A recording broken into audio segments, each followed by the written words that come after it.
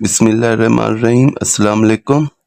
आज हम पढ़ेंगे स्टैंडर्ड ऑफ लेंथ के बारे में। आज हम बात करने वाले हैं स्टैंडर्ड ऑफ लेंथ के बारे में। पूरी दुनिया के अंदर इस्तेमाल होने वाला एक मीटर, एक केजी और एक सेकंड सारी की सारी दुनिया में इक्वल हैं। ऐसा भी हो सकता था कि मुख्तलिफ मुल्कों में इनका वैल्यू मुख्तलिफ होता। इसका जवाब इजी है। इन तमाम के तमाम फिजिकल क्वांटिटी को स्टैंडर्ड कर दिया गया। हमने स्टैंडर्ड बनाया, उनकी कॉपीज हर एक मुल्क को पहुंचाई और हर एक को स्टैंडर्ड बताया गया। इसी वजह से आज हर एक मुल्क में एक जैसी स्टैंडर्ड क्वांटिटीज इस्तेमाल की जाती हैं। मिसाल के तौर पे हम जब पाकिस्तान में वन लेंथ मीटर यूज करेंगे, वो भी एक जैसा होगा जो अमेरिका में इस्तेमाल हो रहा होगा, क्योंकि ये सब क्वांटिटीज जो होती हैं ये सब स्टैंडर्ड की जाती हैं। ओके, आज याद रखना है, आज हम पढ़ेंगे वो है standard of length. Standard of length में पहले हम लेंथ को पढ़ लेते हैं। लेंथ एक सिंपल डेफिनेशन देख लेते हैं। The length is defined as the minimum distance between two points lying on the same plane. एक ही प्लेन में दो पॉइंट्स का शॉर्टेस्ट डिस्टेंस को लेंथ कहते हैं। मिसाल के तौर पे ए और बी है, इसमें जो शॉर्टेस्ट डिस्टेंस होगा इसे हम लेंथ कहते हैं। यह भी हो सकता था कि ए से ऑब्जेक्ट बी तक पहुंचता लेकिन इस पाथ पे पहुंचता, उसे हम लेंथ नहीं कहते। एक पॉइंट्स याद रखना है आपको। ओके, और जो ऐसा यूनिट होता है लेंथ का वो होता है मीटर। अब मीटर को हम जब डिफाइन करेंगे, the length of the path traveled by light in vacuum during the time interval of 1/29 crore 97,92,458 of a second। मतलब मीटर उस लंबाई को कहते हैं जो रोशनी तय करती है स्पेस में। अगर एक सेकंड के 29 करोड़ 97 लाख 458 टुकड़े कर दिए जाएं, उस एक टुकड़े छोटे से वक्त में रोशनी डिस्टेंस तय करती है, हम उसे एक मीटर कहते हैं। मतलब हम सिंपल डेफिनेशन में करते हैं, एक सेकंड में जो लाइट डिस्टेंस कवर करती है उसके हम इतने पार्ट कर लेते हैं, और या मल्टीप्लाई हो रहा है या हम डिवाइड कर लेंगे। हम ये कह सकते हैं कि एक मीटर जब हम सेकंड के इतने पार्ट करते हैं और एक पार्ट वाला जो टाइम होता है उसमें जो कोई भी ऑब्जेक्ट डिस्टेंस कवर करेगा एक वैक्यूम में, उसे हम 1 मीटर कहते हैं। ओके, याद रखना है आपको। हमारे कुछ यूनिट्स भी पाए जाते हैं ऐसा यूनिट के अलावा, जस्ट लाइक मल्टीपल यूनिट होते हैं, कुछ सब मल्टीपल यूनिट होते हैं। मल्टीपल यूनिट में हमारा किलोमीटर बड़ा यूनिट होता है, उससे छोटा यूनिट को हम सब मल्टीपल यूनिट कहते हैं। जैसे कि किलोमीटर से फिर मीटर आता है, मीटर के बाद सेंटीमीटर आता है, सेंटीमीटर के बाद मिलीमीटर आता है, मिलीमीटर से फिर माइक्रोमीटर आता है, माइक्रोमीटर से फिर नैनोमीटर आता है। ओके, आपको ये बात चीज याद रखनी होगी। तो 1 किलोमीटर में 1000 मीटर होते हैं, या 1000 को हम 10⁻³ मीटर भी कह सकते हैं। और 1 मीटर में 100 सेंटीमीटर होते हैं, या 10⁻³ सेंटीमीटर कह सकते हैं। 1 मीटर में 1000 मिलीमीटर होते हैं, या हम उसे 10⁻³ मिलीमीटर भी कह सकते हैं। ये सब मल्टीपल यूनिट से हम सब मल्टीपल यूनिट्स में जा रहे हैं। 1 मीटर में 10⁻6 नैनो माइक्रोमीटर हो सकते हैं, 1 मीटर में 10⁻9 नैनोमीटर हो सकते हैं। ओके, हाँ, जब हम मल्टीपल से सब मल्टीपल यूनिट्स में जाते हैं हम पावर पॉजिटिव रखते हैं, और जब हम सब मल्टीपल से मल्टीपल यूनिट्स में जाते हैं, मतलब छोटे यूनिट से बड़े यूनिट्स में जाते हैं, हमें पावर हमेशा नेगेटिव रखना होता है।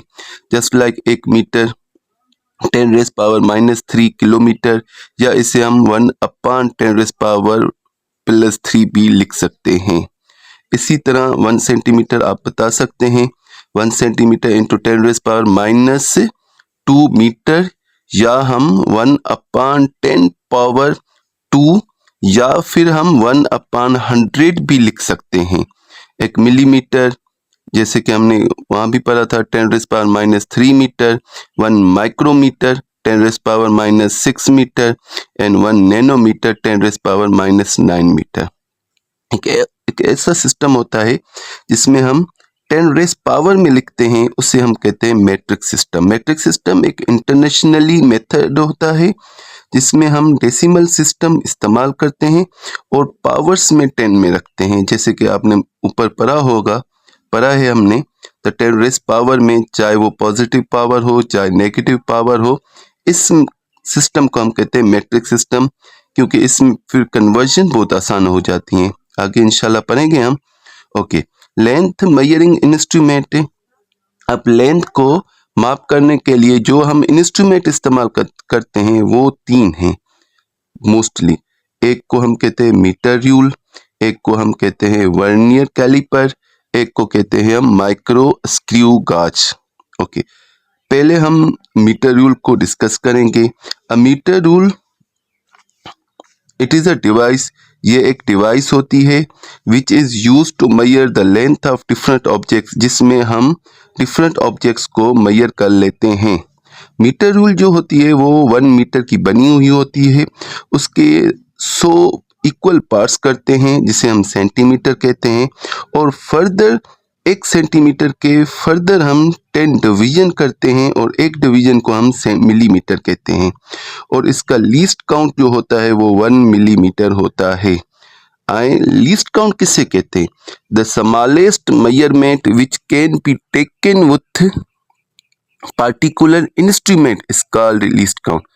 मतलब किसी भी डिवाइस से कम हम जो माप ले सकते हैं किसी भी इंस्ट्रूमेंट से, उसे हम लीस्ट काउंट कहते हैं।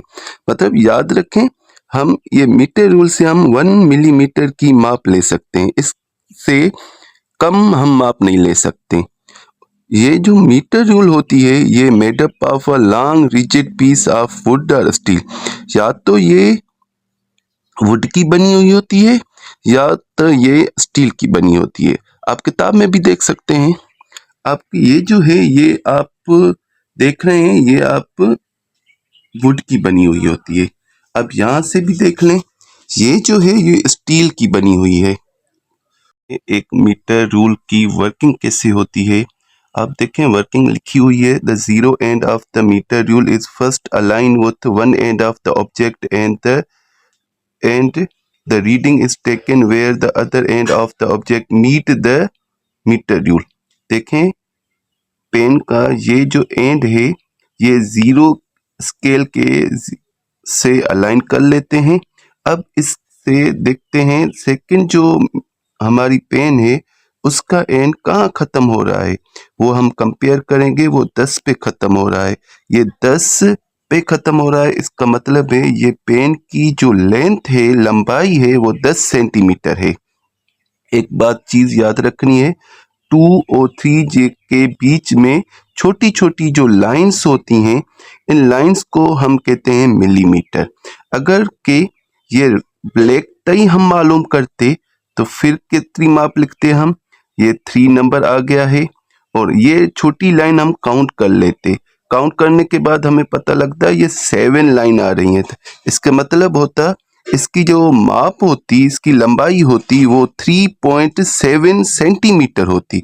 मतलब पॉइंट से पहले हम सेंटीमीटर लिखते हैं और पॉइंट के बाद वाली जो रीडिंग होती है वो हम मिलीमीटर में शो करते हैं। इस तरह से हम मीटर रूल की माप ले लेते हैं।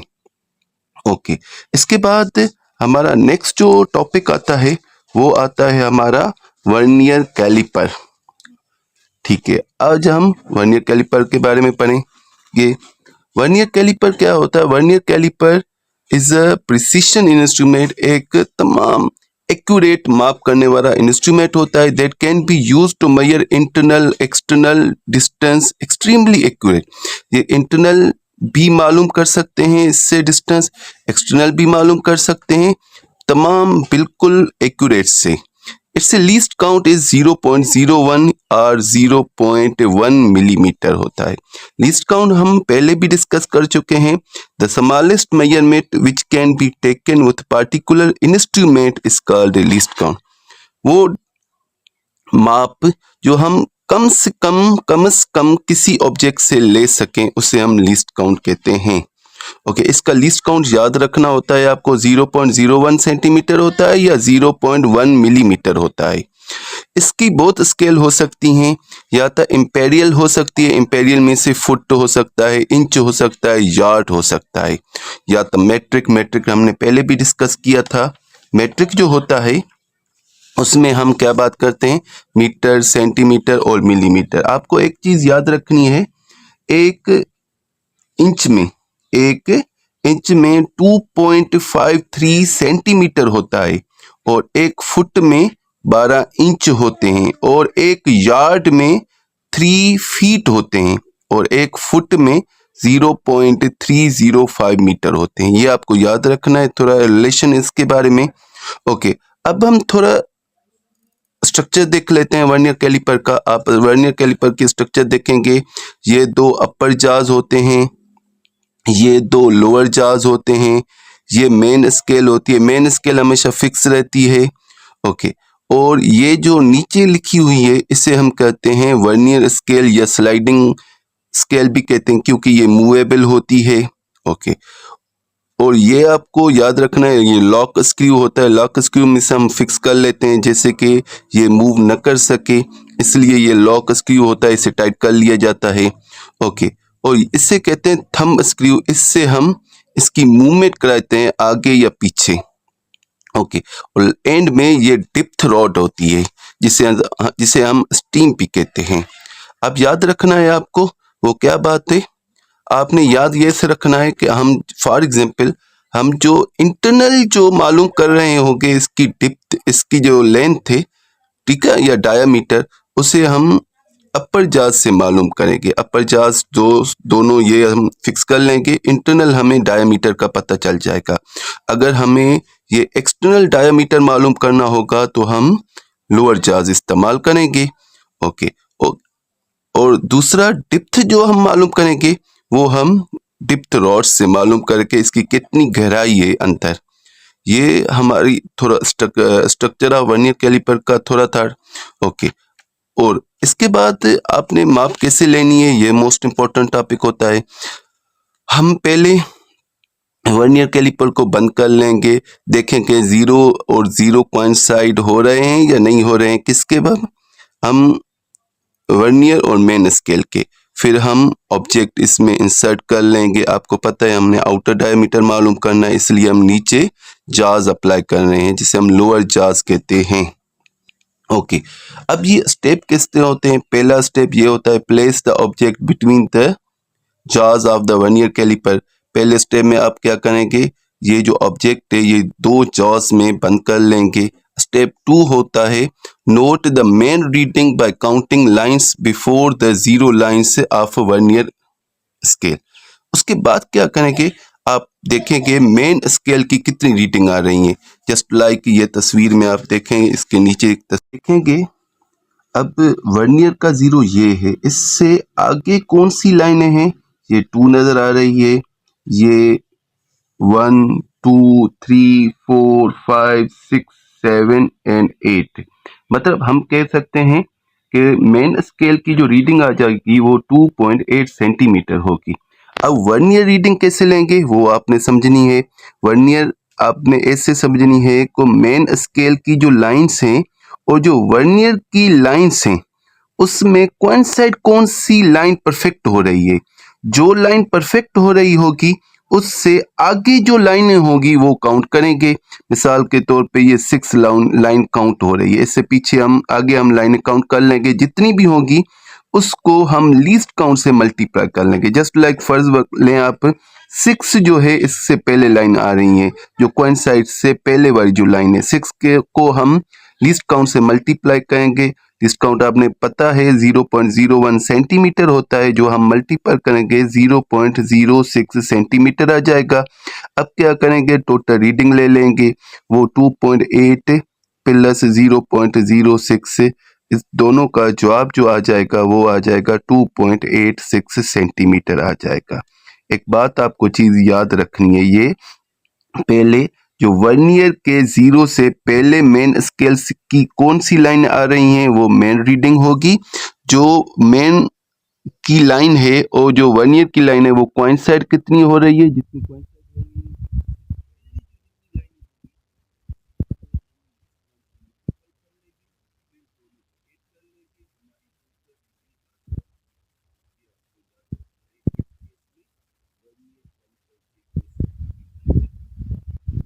इसकी तो हमने पहले भी डिस्कस कर ली थी, तो इसकी एरर भी आ जाती है, या जीरो एरर या पॉजिटिव एरर या नेगेटिव एरर आ जाती है।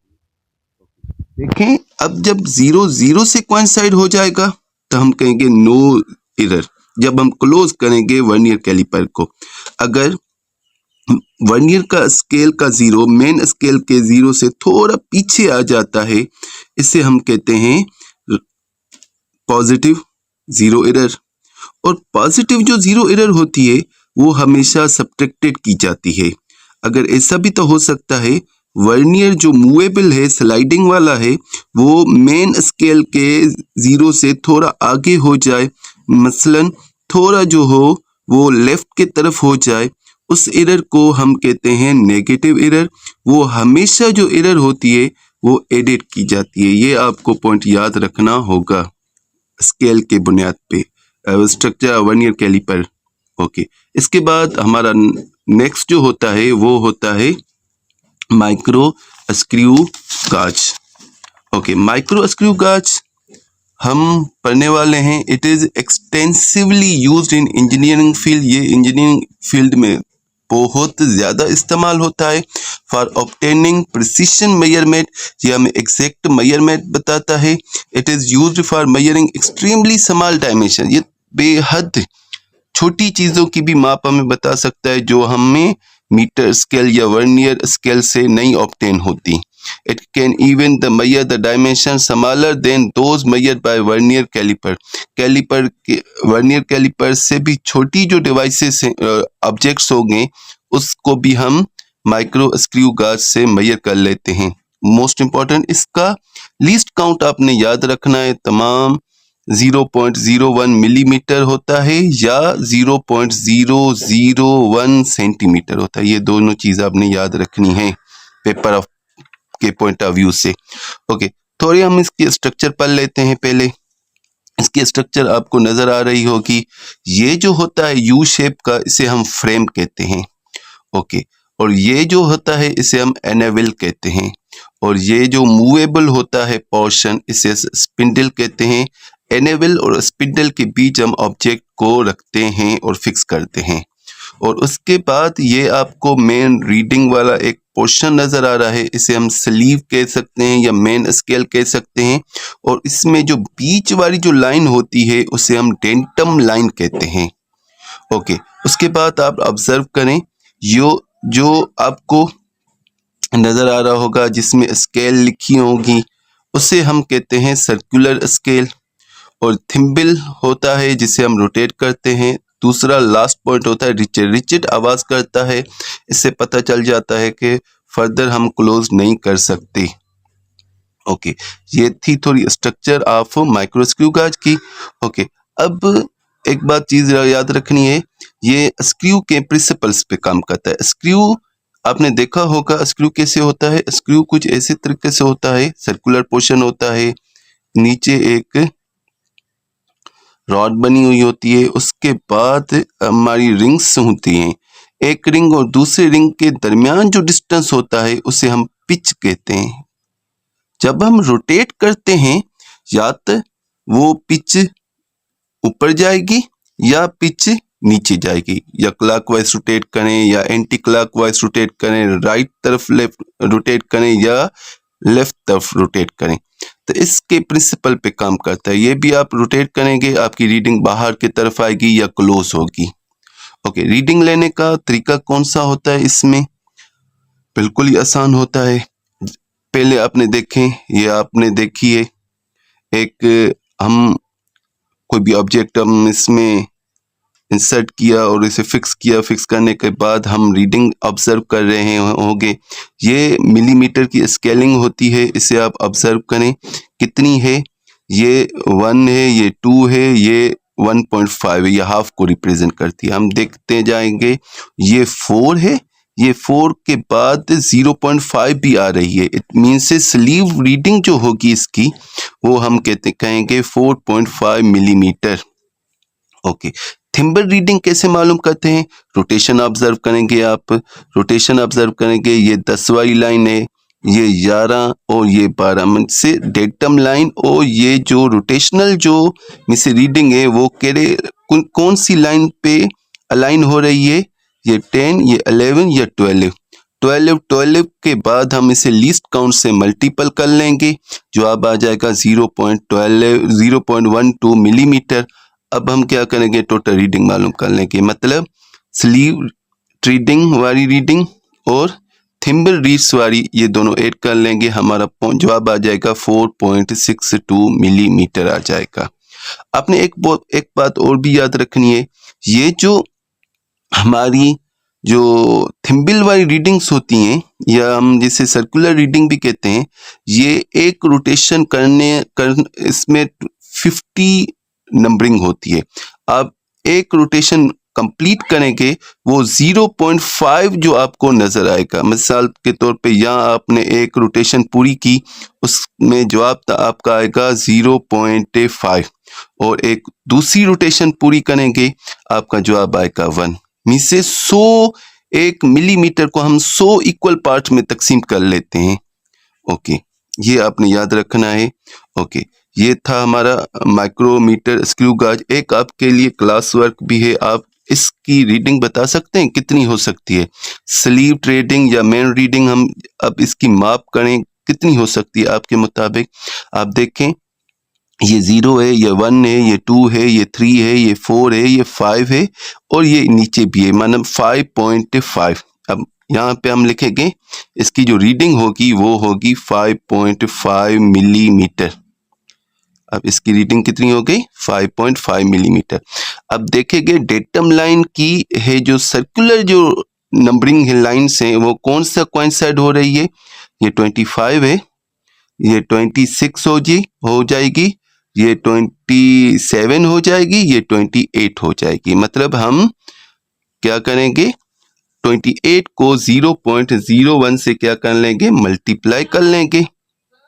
ओके, सॉरी, इसकी हम फिर से देख लेते हैं। ये हमारी 25 है, ये 26 है, ये 27 है, 28 सॉरी ऊपर है, मतलब डेटिंग लाइंस के नीचे जो लाइन है वो 27 है, हम यहाँ पे 27 लाइन लिख लेंगे। ओके, 27 को हम 0.01 से क्या कर लेंगे? मल्टीप्लाई कर लेंगे, तो हमारा जवाब आ जाएगा 0.27 मिलीमीटर आ जाएगा। अब क्या करेंगे? लास्ट स्टेप आपको पता है, इन दोनों को हम ऐड कर लेंगे, मतलब 5.5 को हम प्लस कर लेंगे 0.27 मिलीमीटर से, तो हमारा जो जवाब आ जाएगा वो क्या जवाब आ जाएगा? 5.77 millimeter आ जाएगा। And that's all about your topic की।